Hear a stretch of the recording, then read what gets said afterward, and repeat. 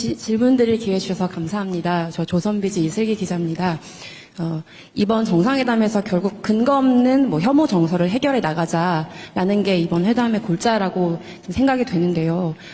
다만 이제 우리 국민들이 서해 구조물이나 오래된 미세먼지 문제, 특히 사실 쿠팡의 그 정보 유출 사태 관련해서 중국인 직원 이런 문제들이 사실 있지 않습니까? 그래서 이런 것에 근거해서 우리 국민들이 사실 중국에 대한 반감이나 약간의 우려, 불편함 이런 감정을 갖고 계신 것도 사실입니다. 그래서 이거와 관련해서 좀 두 분이 허심탄회한 대화를 나누셨을 거라고 생각하는데요. 마침 우리가 사이버 안보 관련한 MOU도 체결했고요. 그래서 이런 부분에 대해서 중국이 나름의 배경을 좀 알고 있는지 두 분이 좀 어떤 대화 나누셨는지 여쭙고 싶습니다. 근거 없고 불필요한 혐오 선동에 대해서 우리가 경각심을 가지고 엄히 제재해야 된다는 점은 명백하죠. 쿠팡의 그 범죄 행위자가 중국 사람이다. 어쩌라고요? 일본 사람이면 그러면 그때부터 일본 사람 미워할 겁니까? 그러면 쿠팡에 그 미국 사람이 있으면 이제 미국 무지하게 미워해야 되는데 그건 왜 안 하는 거예요, 도대체? 아무런 그야말로 그것도 근거 없는 얘기죠.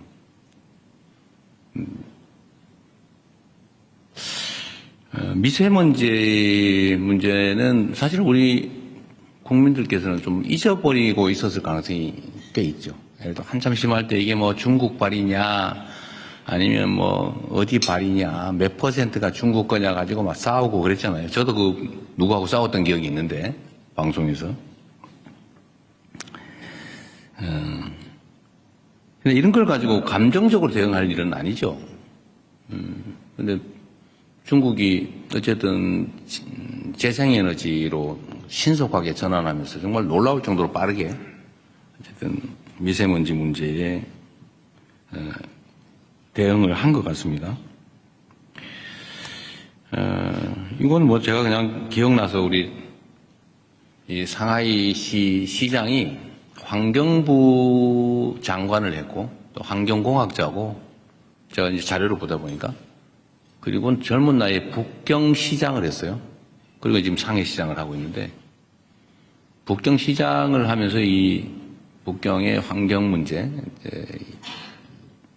이 미세먼지 문제를 어쨌든 아주 강력한 드라이브를 걸어가지고 짧은 시간에 엄청난 개선을 이뤄낸 겁니다. 그리고 그런 점에서 실력자죠. 능력자인데 그 얘기를 제가 칭찬하다 보니까 그 얘기를 하게 된 거예요. 왜냐하면 이게 무슨 한중 혐오 정서의 원인이라서 한 얘기는 아니고 서해 문제 가지고도 이렇게 이상하게 또 왜곡해서 서해를 상납을 했느니 이런 이상한 또 주장하는 사람이 있는 것 같은데 이 서해 구조물 문제는 사실은 서해에 이제 각자의 고유 수역이 있고 그 중간쯤에 공동 관리 수역이 있어요.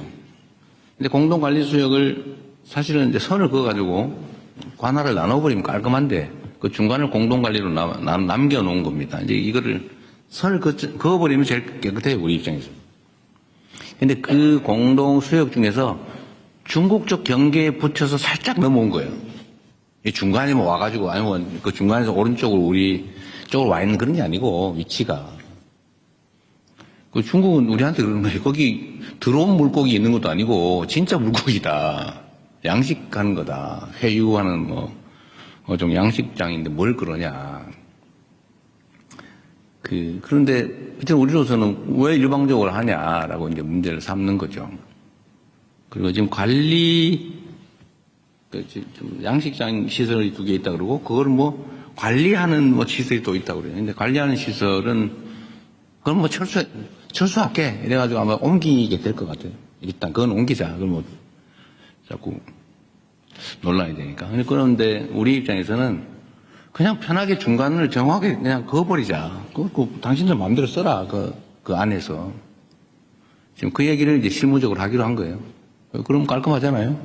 그 선에서 우리 쪽으로 넘어오는 것도 아니고 그쪽에 실제 그쪽 수역에 근접해 있는 공동 수역인데 그래서 깔끔하게 정리합시다.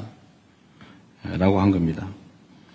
그렇게 하기로 했어요. 이제 어떻게 할지 실무 협의를 하기로 했습니다. 그래서 문제의 원인을 제거하자. 이렇게 정리하면 되죠.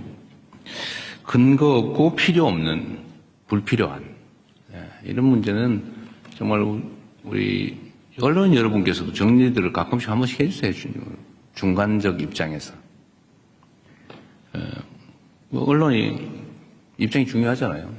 누구 편 들어가지고 왜곡 조작하려고 하는 게 아니지 않습니까? 정치 집단도 아니고. 뭐 정치 집단이 그러는 거야 이해하지만.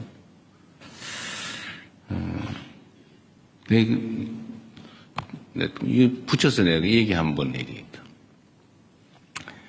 참 신통한 게 있었는데, 예를 들면 말입니다. 검찰이 기소해가지고 법원이 검찰의 기소가 잘못됐다고 판결을 하면 우리는 통상적으로는 잘못 기소한 검찰을 비판해요. 이거 맞잖아요, 그게. 왜냐하면 최종 판단권은 법원이 가지니까. 그런데 희한하게 거기에 이재명이나 민주당이 관계가 되면은 법원이 판단이 잘못됐다고 검찰을 두둔해요. 그 이상하지 않습니까? 왜 항소 안 했냐고 따져요. 기소한 걸 잘 탓해야지. 왜 법원이 판결을 잘못했다고 항소해서 법원의 판결을 뒤집으라고 합니까? 이게 완전히 중립성을 벗어난 거죠. 기준이 정말 그때마다 달라요. 언제는 잘못 기소했다, 무리한 기소다. 원래 무죄 나면 무리한 기소라고 비평하는 거 아니에요? 무리한 기소? 항소하겠다면 혼내야지 오히려. 법원의 판결이 잘못된 게 아니면. 그런데 묘하게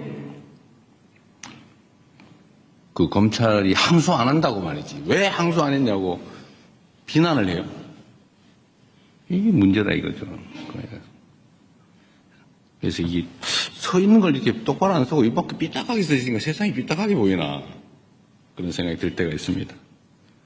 특히 이런 혐중, 혐한 이런 것들이 국민 경제에 엄청 피해를 주잖아요. 무슨 도움이 됩니까? 손해는 국민들이 받죠. 장사 안 되고 물건 안 팔리고 화장품 진짜 지금 같으면 중국을 석권해야 되는 거 아닙니까?